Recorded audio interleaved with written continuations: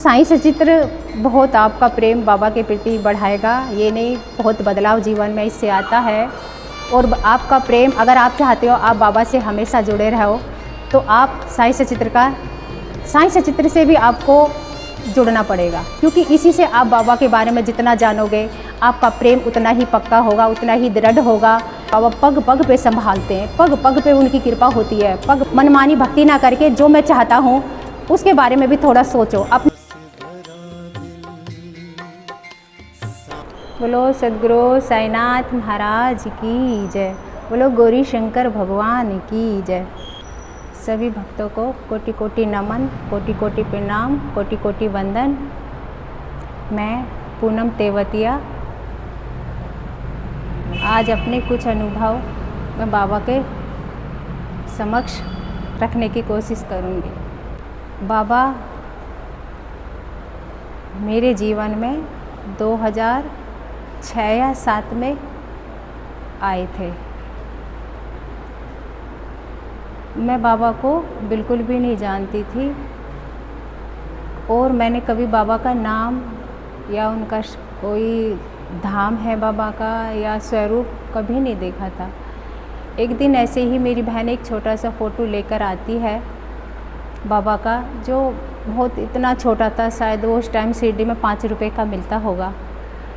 तो वो लेकर आती है। मैंने कहा ये कौन है? तो उसने कहा ये शिरडी के साईं बाबा हैं और मेरी पार्लर शिरडी गई थी तो पता नहीं वहाँ से लेकर आई है। तो मैंने वो फ़ोटो, मेरा छोटा सा जो पूजा घर था मंदिर घर में, तो वहाँ पे मैंने वो रख दिया। जैसे कभी भी कई बार ऐसे होता है कि कोई फ़ोटो कोई दरवाजे पे आए दे गए, तो ऐसे ही वो भी मेरे लिए बस आम ही था, मैंने रख दिया। पता नहीं क्या उस फ़ोटो से मुझे एक ऐसा खिंचाव सा लगाव, ऐसे लगता जैसे मैं इनको पहले से जानती हूँ। फ़ोटो को देख देख के मुझे पता नहीं बाबा ने क्या, वो बताया नहीं जाएगा, लेकिन मैं कोशिश करूँगी। फिर भी एक खिंचाव ऐसा होता कि जैसे मैं बाबा को पहले से जानती हूँ। कोई नहीं, धीरे धीरे मैं अपने पूजा घर में मैं भगवान शिव को बस मानती थी और उन्हीं की पूजा सेवा जो भी थोड़ा बहुत कर पाती थी मैं उन्हीं की ही करती थी। तो धीरे धीरे पता नहीं इतना खिंचाव, मैं मंदिर में पूजा भी करूं तो मेरा ध्यान लेकिन बाबा की उस फ़ोटो पे हमेशा जाता और ऐसे लगता मैं इनको जानती हूँ। और जानती तो कैसे जानती हूँ, मुझे तो कुछ भी नहीं पता ये बाबा हैं क्या है, भगवान है, इंसान है, मुझे तो कुछ भी नहीं पता। तो मैंने एक गली में एक लड़की थी, नेपाल आंटी की बेटी, उसको मैं ऐसे करके बोलती, तो उससे मैंने पूछा, मैंने कहा ज्योति ये कोई कौन भगवान है, ये भगवान है क्या है, इंसान है, इनके बारे में मुझे कुछ बता। तो उसने कहा कि हाँ दीदी मैं बचपन में इनके मंदिर गई हूँ, लोधी रोड में इनका मंदिर है, यहाँ कहीं पास में तो है नहीं और इनकी पूजा होती है। मैंने कहा तू मुझे एक बार मंदिर बाबा के लेके जाएगी? तो पहले तो उसने मना कर दिया, लेकिन मेरे मन में इतनी बेचैनी कि मुझे मतलब देखना है कि बाबा कैसा मंदिर होता है और कैसे उनकी पूजा होती है, क्या है। तो उसके साथ मैं लोधी रोड मंदिर गई। वहाँ पहली बार मैंने बाबा को देखा, उनका मंदिर, उनका स्वरूप, पूजा होती, आरती भी देखी बाबा की। कोई नहीं, फिर मैं धीरे धीरे बाबा को बस बाबा की ऐसी लगन लगने लगी, धीरे धीरे उनसे प्रेम मेरा बढ़ता गया। फिर बाबा ने ऐसा फिर बंद कर दिया कि मैं एक बार यहीं रास्ते से गुजर रही थी तो मैंने एक छोटा बोर्ड देखा बाबा का, तो मैंने यहाँ वहाँ पे किसी से पूछा कि यहाँ क्या कोई मंदिर है बाबा का? कि हाँ यहाँ कॉलोनी में अंदर जाकर एक छोटा सा मंदिर है बाबा का, आप आना कभी। मैंने कहा ठीक है मैं कभी आऊँगी। तो कुछ टाइम बाद मैं अपने छोटे बेटे को लेके, उस दिन बल्कि बारिश हो रही थी, मैंने कहा आज जाके चलो ढूंढूंगी यहाँ पे कोई मंदिर है बाबा का, तो जाके ढूंढूंगी। तो छाता मेरे हाथ में था, एक हाथ में मेरा बेटा था गोद में, और मैं उसी को जो मेरी जो मुझे लोधी रोड मंदिर लेके गई थी उसी को साथ में लिया। मैंने कहा ज्योति चल बाबा का मंदिर ढूंढेंगे, यहाँ पे कोई है। उसने मना किया कि नहीं आंटी दीदी, वो बाबा का मंदिर तो लोधी रोड पे है, यहाँ पे कोई मंदिर नहीं। मैंने कहा चल कोई नहीं है ज़रूर यहाँ पे, किसी ने बताया मुझे। तो पूछते पूछते यहाँ तक आई। उस दिन से यहाँ पे मैं आना शुरू कर दिया, मंदिर में आना, मेरा आना जाना चलता रहा। बाबा से बहुत बस प्रेम बढ़ता गया और प्रेम के साथ एक ऐसा भी मतलब खिंचाव होता था कि मतलब मुझे ऐसा लगता था कि बाबा का मेरा बहुत पुराना कोई ऐसा रिश्ता इस जन्म का नहीं, जैसे पीछे कुछ तो है जो मतलब ऐसे मुझे खींचता है, जो अंदर से ऐसा हो ही नहीं सकता, जिसको मैं जानती नहीं, जिसका कभी स्वरूप नहीं देखा, जिसका मैंने नाम नहीं सुना, और उसके प्रति मुझे ऐसे क्यों व्याकुलता मेरे अंदर से बहुत ज़्यादा होती। फिर धीरे धीरे कोई नहीं, मैंने आरती पूजा शुरू करी, लेकिन बाबा के बारे में जानने के लिए कुछ भी नहीं था मेरे पास कि मैं कैसे बाबा के बारे में जानूं, क्या करते बाबा ने, क्या किया, कैसे कहाँ अवतार लिया, कैसे लिया, कुछ भी नहीं पता था। फिर मैंने यहाँ मंदिर में आती थी गुरुवार को, तो कई साल बाद यहाँ पे एक दिन आरती के बाद जो मंदिर वाले भाई साहब हैं, तो आरती के बाद वो साईं सचित्र लेके खड़े थे। तो उन्होंने कहा कि ये साईं सचित्र है, अगर किसी को भी लेना है तो मंदिर में ये उपलब्ध है, हमने मंगाए हैं। शायद उन्होंने शिरडी से साईं सचित्र वो मंगवाए थे। तो और इसका पाठ सभी को करना चाहिए, और आप पाठ करोगे तो बाबा के बारे में बहुत जानोगे, समझोगे, और नित्य ही इसका अध्याय करना चाहिए, उन्होंने ऐसे बोला। कोई नहीं, मैं उसी दिन बाबा का साईं सचित्र घर पे लेके गई। फिर मैंने बाबा का साईं सचित्र का पाठ शुरू कर दिया। अब मैंने पाठ किए धीरे धीरे, 1 2 जैसा भी मुझे टाइम मिलता था, काम करने के बाद बच्चे स्कूल गए, ड्यूटी गए, तो फिर मैं पाठ शुरू करती। धीरे धीरे मुझे वो पाठ में इतनी रुचि, इतना आनंद कि 1 2 पाठ करा, एक अध्याय करा, 2 अध्याय करा, ऐसे लगता फिर वो पूरे दिन वही चलता कि अब बाबा क्या करेंगे, अगले वाले अध्याय में बाबा क्या करेंगे, उसमें क्या करेंगे। मतलब उनको इतनी रुचि, इतना आनंद पाठ करने में, वो मुझसे बताया नहीं जाएगा, लेकिन ऐसे लगता कि ये किया बाबा ने, पूरे दिन वही दिमाग में, मन में चलता रहता कि जल्दी से बस काम ख़त्म करूं और मैं जल्दी से अकेले में शांत जगह बैठ के और बाबा का पाठ करूं। कोई नहीं, बाबा का पाठ पता नहीं कितने टाइम में मैंने किया, लेकिन हाँ फिर भी वो पाठ जल्दी हो गया था। तो जिस दिन मेरा साईं सचित्र का ये अध्याय पूरे हुए, उसी दिन मैं काम वाम करके अपने बेड पे लेट गई। तो देखती हूँ ना, तो मतलब मैं ये ही कह सकती हूँ मैं सोई थी, और ये भी कैसे कहूँ कि मैं जागी थी। एक ऐसी अवस्था थी, वो बाबा जाने वो कैसी लीला बाबा ने करी। उसी दिन जिस दिन मेरा साईं सचित्र का पाठ पूरा हुआ था, मैंने देखा जैसे मैं बेड पे लेटी हूँ और ऐसे मेरे हाथ थे, बस शायद 10 मिनट या 5 मिनट ही मैं लेटी होंगी, तो मैंने देखा मेरे सिर के पीछे बाबा एकदम प्रकट हुए हैं और झोली उनके कंधे पे है, और मैंने पीछे को ऐसे ही लेटे लेटे उनको देखा। तो उन्होंने बोला, पाठ हो गया तेरा पूरा? मैंने कहा हाँ बाबा। तो बाबा बोले, अगर मनन किया है तो आचरण में भी लाना। बाबा ने 2 ही शब्द बोले, ज़्यादा नहीं। अगर मनन किया है तो आचरण में भी लाना। और अपनी झोली से मुझे 2 रुपये निकाल के, जैसे मेरा हाथ था तो मेरे हाथ पे ही बाबा ने 2 का सिक्का रखा, और इतना कह के वो 2 का सिक्का रख के बाबा ने, एक ही सिक्का, लेकिन 2 का था, कोई 2 रुपये नहीं थे कि अलग अलग वो 2 सिक्के थे, 1 ही रुपया 2 का सिक्का था। और ऐसे कह के वो पैसे रख के बाबा तुरंत अंतर्धान हो गए। बाबा अंतर्धान हुए, मैं तुरंत बेड पे जैसी अवस्था में थी मैं एकदम बैठी। मैंने कहा ये क्या हुआ, ये बाबा थे और आए भी इतनी जल्दी और बोले भी थे तो बाबा ही, और ऐसे एकदम अंतर्धान भी हुए। मैंने हाथ में देखा तो वो सिक्का भी मेरा जो बाबा ने दिया था वो भी अंतर्धान हुआ। मैंने कहा बाबा ये कैसा सपना था? सपना तो था नहीं है, और सोई तो मैं नहीं थी, लेकिन अगर आप गायब हुए तो ये पैसे भी गायब हुए, पता नहीं लेकिन कौन सी अवस्था थी बाबा ने, लेकिन इस तरह से मुझे दर्शन दिए।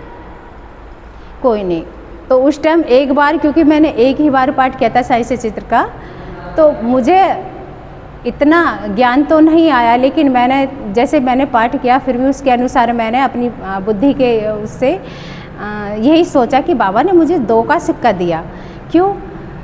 लेकिन इसमें तो मैंने देखा, पाठ किया तो कि बाबा ने लक्ष्मीबाई शिंदे को 9 सिक्के दिए थे, क्योंकि भक्ति के 9 रूप है, तो बाबा ने मुझे 2 ही क्यों दिए। तो मैंने यही अर्थ लगाया कि शायद मेरे अंदर अभी 2 ही प्रकार की भक्ति आई है, इसलिए बाबा ने मुझे 2 ही रुपए दिए हैं। अभी मुझे समय लगेगा। मैंने कहा बाबा चलो जैसा आप मुझे बनाएंगे वैसा ही मैं बनूंगी, कोई नहीं। लेकिन धीरे धीरे जैसे मैंने फिर पाठ किया, समझा बाबा को, समय लगा, लेकिन मुझे उसका अर्थ भी फिर समझ में आ गया कि जो बाबा ने मुझे 2 सिक्के दिए थे वो भक्ति के नहीं, वो तो बाबा के महामंत्र थे, श्रद्धा और सबूरी। ये भी बाबा ने, बाबा की कथाओं से, बाबा के साईं चित्र से, बाबा की लीलाओं से, बाबा के अनुभव से, बाबा ने खुद अपनी वाणी में भी बहुत कुछ सिखाया है।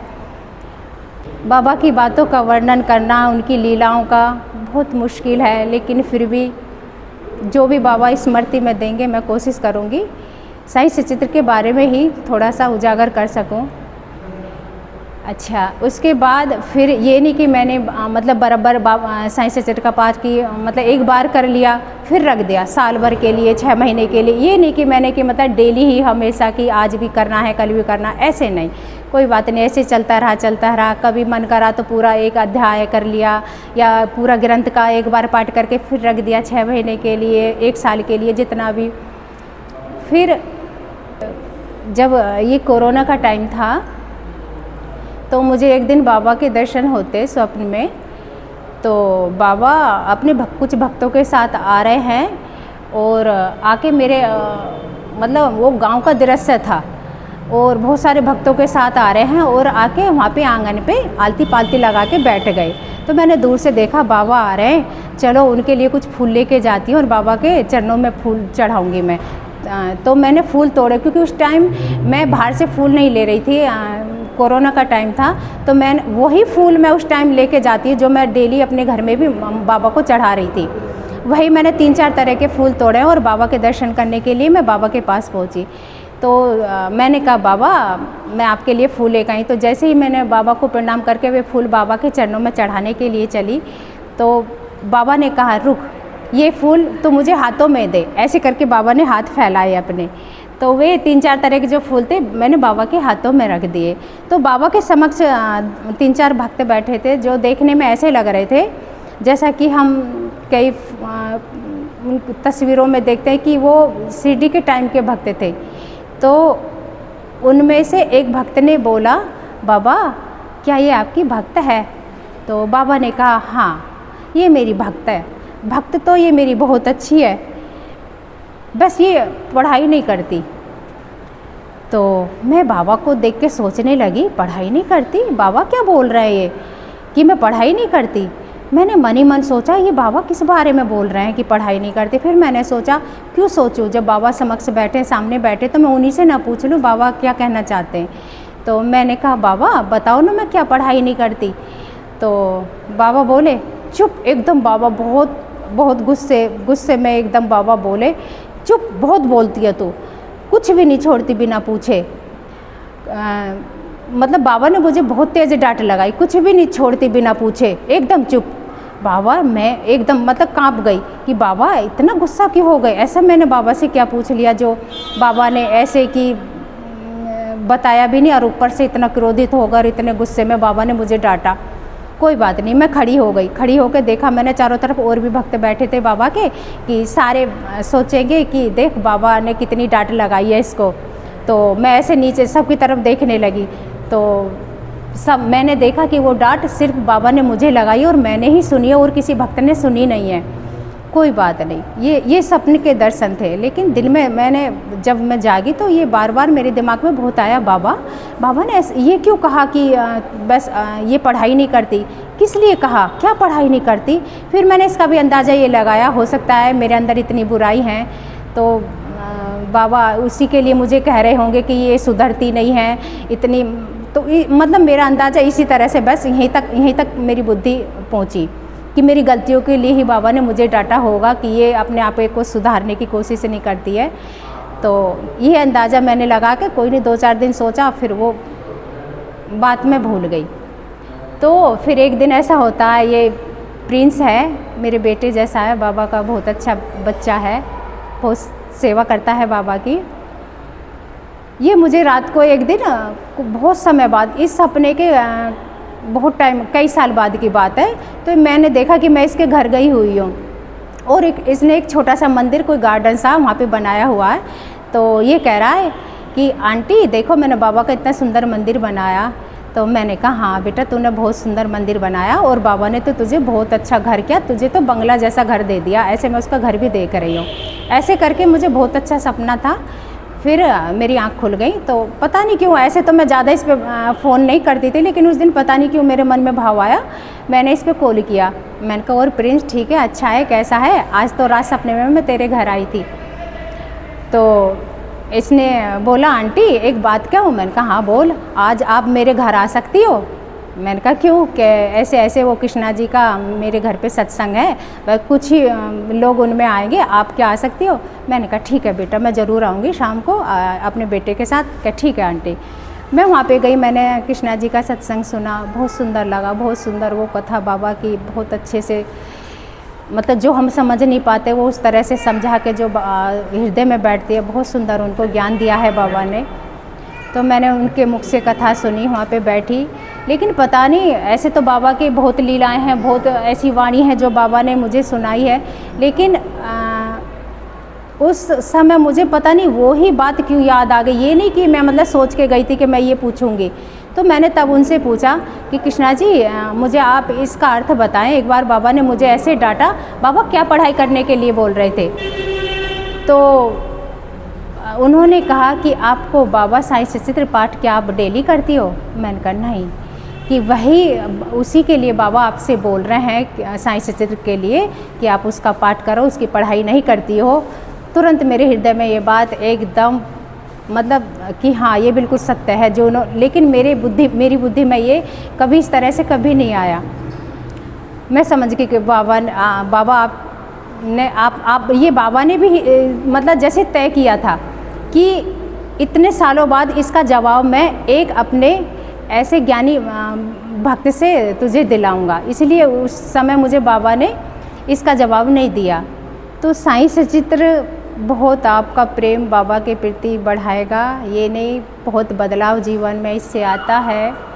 और आपका प्रेम, अगर आप चाहते हो आप बाबा से हमेशा जुड़े रहो, तो आप साईं सचित्र से भी आपको जुड़ना पड़ेगा, क्योंकि इसी से आप बाबा के बारे में जितना जानोगे आपका प्रेम उतना ही पक्का होगा, उतना ही दृढ़ होगा। और आप मतलब कुछ भी हो जीवन में उथल पुथल, ऐसा नहीं है कि हम बाबा की भक्ति कर रहे हैं तो मतलब जीवन में हम सुखी ही रहेंगे, ऐसा नहीं होता। क्योंकि मेरे अनुभव में तो ऐसा हुआ नहीं है। इसलिए मैं ये भी नहीं कहूँगी कि हाँ हम बाबा की भक्ति कर रहे हैं तो हमारे जीवन में कष्ट नहीं। जीवन है तो कष्ट भी है, क्योंकि हमारा प्रारब्ध है तो वो भी आना ही है। लेकिन फिर भी बाबा पग पग पे संभालते हैं, पग पग पे उनकी कृपा होती है, पग पग पे वो संभालते हैं। लेकिन वो भी चाहते हैं कि मनमानी भक्ति ना करके जो मैं चाहता हूँ उसके बारे में भी थोड़ा सोचो। अपने आप तो खुश हो जाते हो कुछ भी करके, हम सेवा या पूजा जो भी अर्चन कर रहे हैं या जो भी कर्म, लेकिन आपको साईं सचित्र से ज़रूर ये पता चलेगा कि बाबा क्या चाहते हैं। क्योंकि बाबा की एक बार को हम पूजा कम कर लें चलेगा, लेकिन बाबा का कर्मों पे बहुत विशेष ध्यान होता। और जब भी बाबा गुस्सा होते तो बाबा हमारे व्यवहार से ही होते हैं। सेवा पूजा से कम हो जाए ज़्यादा हो जाए उनको फ़र्क नहीं पड़ता बिल्कुल भी, लेकिन हाँ हमारे व्यवहार से हमारे कर्मों से उनको बहुत फ़र्क पड़ता है, उनको भी कष्ट होता है। साईं सचित्र से आपको बहुत ज्ञान, बहुत जीवन में बदलाव और बहुत कुछ सीखने को मिलेगा, क्योंकि इससे आप बहुत चीज़ें ऐसी होंगी जो जीवन में आपकी जो आदतें आपकी छूटेंगी, और कितनी आदतें ऐसी होंगी जो आपके अंदर आएंगी। बस मेरा तो अनुभव यही है। जब से मैंने साईं सचित्र से मैं जुड़ी और बाबा से जुड़ी तो बाबा ने बहुत बदलाव जीवन में ऐसा किया कि यही मैंने देखा कि अगर हम बाबा के पथ पर हैं और साईं सचित्र हमारे हाथ में है तो फिर हम दिखावट, बनावट और सजावट ये सब छूटते चले जाएंगे। आप की वाणी पे, बाबा आपके झूठों पे, आपके कर्मों पे ऐसे लगता है ये साईं सच्चरित्र लगाम लगाता, बहुत बुराइयों पे लगाम लगाता है और बहुत ज्ञान का भंडार ये साईं सच्चरित्र। उनकी वाणी ऐसे लगता है स्वयं वो बाबा ही हैं और है ही। आप कभी भी पाठ करोगे हमेशा आपको ऐसा लगेगा नित नया है। एक बार पाठ कर लिया, पूरा ग्रंथ का पाठ कर लिया, फिर दोबारा से शुरू करोगे, कुछ ना कुछ सीखने को आपको मिलेगा और उसको आचरण में भी बाबा यही चाहते हैं कि उसको आचरण में भी लाओ। ये नहीं कि हमने पाठ कर लिया रख दिया और बस नहीं, उसको, क्योंकि बाबा ने मुझे यही अनुभव दिया कि आचरण में, उन्होंने कहा कि आचरण में भी लाना। अगर हम कोशिश करेंगे तो ज़रूर कुछ ना कुछ बाबा की वाणी पे उतरेंगे, कुछ मतलब 100% नहीं, लेकिन कोशिश करेंगे तो बहुत बाबा के पथ पर हम आगे उनके अनुसार चलेंगे, बहुत कुछ सीखेंगे, बहुत कुछ फिर अनुभव बाबा खुद भी देंगे। एक सच्चरित्र ये है जो ज्ञान का भंडार है और एक सच्चरित्र बाबा स्वयं अपनी वाणी से, अपनी लीला से आपके जीवन में हमेशा प्रकट करेंगे। ओम साईं राम।